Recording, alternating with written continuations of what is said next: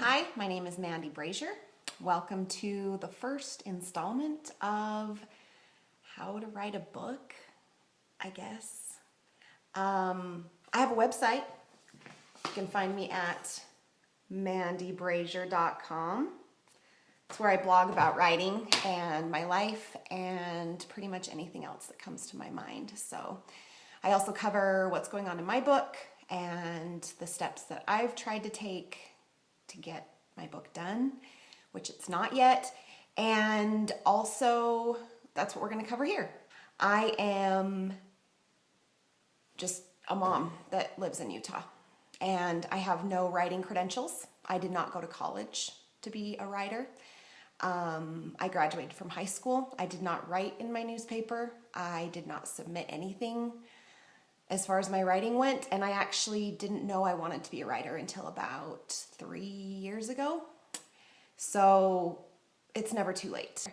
I've worked at lots of different jobs. I've worked at grocery stores, I've worked at law offices, I've worked at universities, and I also worked at a big company that makes coffee. And that's actually where I started my first blog. So that was a few years back, and I just needed somewhere to vent about making coffee for people. So I started a blog, and my mom started reading it, which was really great of her to do. She may be the only one reading my blog now, but she liked it. A couple other people that I work with thought it was funny. So I kept writing.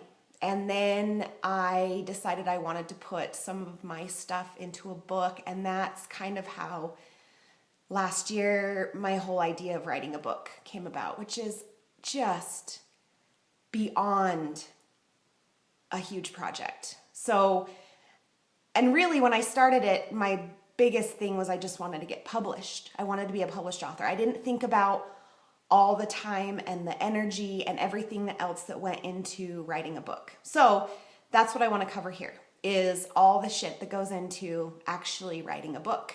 Today we're going to go over the beginning stages of what I had to get started. We're in my kitchen. Welcome.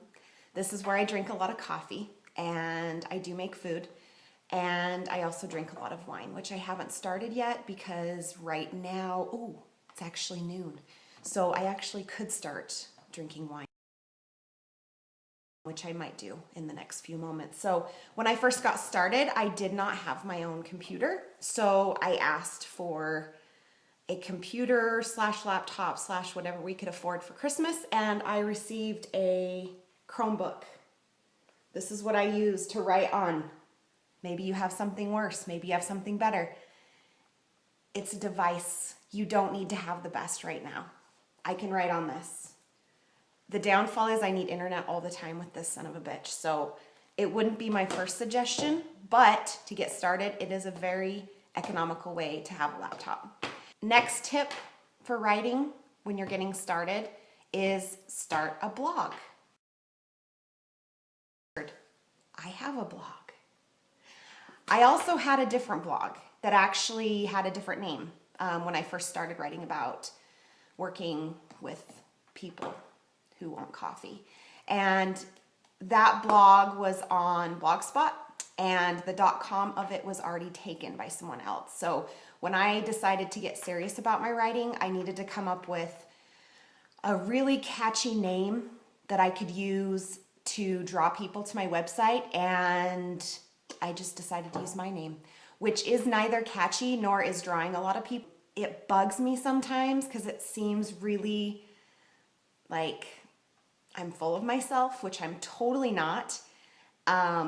So that bothers me, but I think in the long run, that was the best branding move for me. So I'm at mandybrazier.com. You could be at jacksomethingorother.com, or you could come up with something catchy. I have, bloggers that I read that have really fun, fantastic, silly little names. Robin's Chicks, people I want to punch in the throat. Good stuff. Good stuff. So if you are smart and very clever, do that. Otherwise, use your name. Be lame like me. Second tip, write about stuff that you like to read. But definitely write about things that interest you, things that maybe happen in your life or things you like to read about. For me, I love to read humor. I love to read inappropriate articles with lots of swear words. And so that's what I decided to write. So when I initially started my blog, I was writing, about people I dealt with at work, about, working for a big corporation, about, the dirty aspect of dealing with people. And there's a lot of them.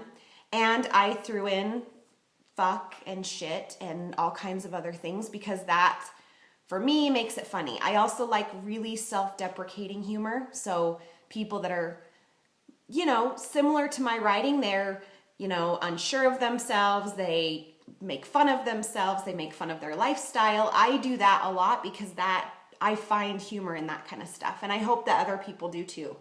I also write about being a writer because I don't know how to be one. And so I really want to relate to people that may not have an MBA or, masters in English literature. I don't have that. And I think there's people in the world who don't have that either.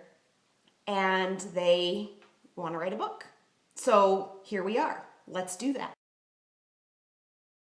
And this is the part that is daunting. You need to write a lot. You need to add content, and it makes you a better writer, and it gets people to read your stuff.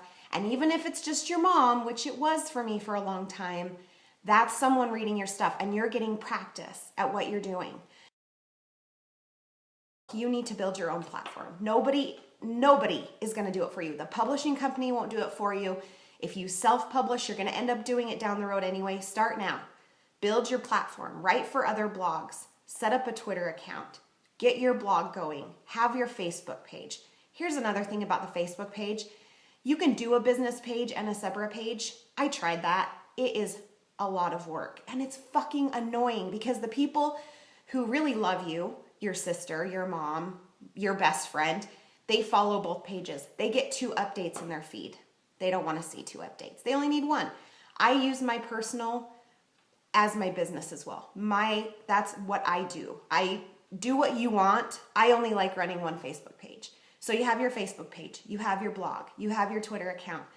These aren't things that you should be spending hours and hours and hours every day doing. You need to be writing your book, but maybe an hour in the morning you spend on Facebook, updating what you're doing, updating where you're at with your book. Maybe you spend an hour on Twitter the next day and you're following funny people, you're adding funny commentary. That was the best suggestion I ever got from Robin O'Brien. She said, you don't have to be there all the time, but get on there, have conversations with people, drink some wine on your porch. That's going to make you funnier too. Bonus, hello. Attend writing conferences. Yes, I know. It's socializing. And that's something we really need to talk about because you need to go to writers' conferences. You need to meet other people who are also hiding out in their house, drinking vodka, and trying to come up with ideas for a book. That is how you will feel better about what you're doing. When you're sitting alone for weeks on end, you will start to think you're crazy. You will start to think, why the fuck did I think I could write a book? Because it feels crazy. It feels like your own personal insane asylum. But when you go socialize, when you put on a nice dress, maybe fix your hair, maybe not, and go out into the world and talk to other writers, you will feel like a writer and you will feel like you're not quite as crazy as you thought. So look for writing conferences. There's tons of them out there in your area. Maybe travel. I like to travel for mine. I've gone to La Jolla. I've gone to Ohio. There are some really good conferences. But you need to get out there. You need to share your work. You need to talk to other writers. You need to socialize. That's also part of building your platform. And I don't think about it that way because it sounds totally underhanded, but really it is. You're meeting people, you're getting their email addresses, you're reading their blog, they're reading your blog. That's building a platform. Those are people that down the road can say, oh yeah, I met her at this conference and yeah, she said she was writing a book. And then you have your book, and then they know you, they've met you, they may want to read it. They may not, but that's what we're working towards. We're working towards building that audience. My thoughts on putting advertising on your website. It's my personal opinion, okay? This is opinion moment, okay? No judgments. I don't have advertising on my website, and here's why. I am not in the market to make money from my website. I'm in the market to make money from my writing. I have a button for my husband's business on mine because obviously that is literally the only reason I can do any of this. And I have a button for the gentleman who did my fabulous photography. Other than that, there is nothing to buy on my website. There are no pop-up ads. There are no banners. And that's the way I like it. I really am passionate about the content on my website. So that's my take on advertising. I say no. Do what you will. And to wrap it up, I want to talk about finding time to write. You need to find time to write every day. And every author, every published author, the big wigs, you want to talk David Sedaris, Stephen King, these people write, and they write every day. Even when they don't want to, even when they don't feel well, they are writing every day. 500 words, 300 words. Update your blog post, write an article, do an essay. If you had an idea in the shower about, why truck drivers look the way they do, which I have, and that's an idea I have, write it out. And who knows where it's gonna go, just write it. You'll be amazed when you start writing 500 to 1,000 words a day and you do it like a job, 5 days a week, you will be amazed what you end up with. You will have content. You will have stuff to work with. You'll have stuff to send to other blogs. You'll have stuff to put on your blog. You'll have stuff for your book. All of a sudden you have all this content and you can throw it into the world and share it with people, and they can know what you think about truck drivers. They can know about your crazy fantasy about being on Oprah, which yes, clearly I have that as well. And don't get discouraged. I get discouraged. I feel like no one's ever gonna read my shit. I still feel that way. And people do read some of my shit, but I always feel like it's not good enough. Who cares? Okay, this is your life. This is what you wanna do. If you wanna be a writer, it will hurt sometimes, but keep writing. And that is all I have to say about that. If you haven't been there yet, we all know what's coming, don't we? It's my website, mandybrazier.com. New content twice a week. It's what you deserve, so that's what I give to you. If you want to sign up for my monthly newsletter, you should do that too. I'll be sending you the books I'm reading, what I've been up to this month, where my book's at. It's going to be pretty cool. This will be the first month I have a newsletter, so sign up, get the newsletter, and subscribe to this channel. If you like what I'm saying, if you're interested at all in seeing my mohawk and how it progresses, sign up, subscribe, come watch me every week, share it with your friends, and write. I know you can do it. If I can do it, anyone can do it. Seriously, I have no degree, and I'm a hot mess.